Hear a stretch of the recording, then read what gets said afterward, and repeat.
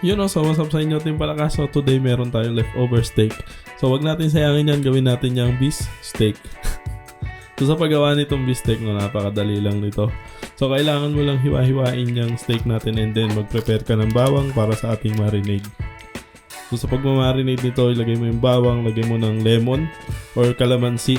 So medyo madami-dami ako maglagay nun para mas masarap. Siyempre para mas lalong sumarap, kailangan mo nang lagyan ng Knorr liquid seasoning. And then lagyan natin ng toyo ng jowa mo, no? Para mas matindi yung lasa. And then para medyo matamis, lagyan natin ng konting asukal. And then mekos-mekos mo na yan in sa ano. And then kailangan din natin ng red and white onion dito sa recipe na to. So medyo matik yung slices niya, no?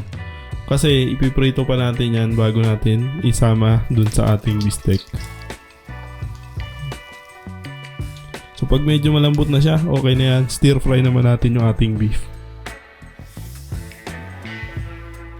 So para sure na malambot yung beef, pakuluan natin sa tubig, no. Tapos pag medyo malambot na talaga siya, pwede ka na mag-add ng pepper and lemon. So pag okay na sa'yo yung lasa, lagay mo na yung sibuyas. And then tikman mo. Pag okay na yan, i-plate mo na yan.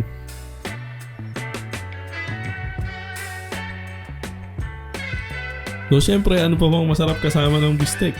Syempre, Coke lang. No? So salamat sa panonood. Palakas.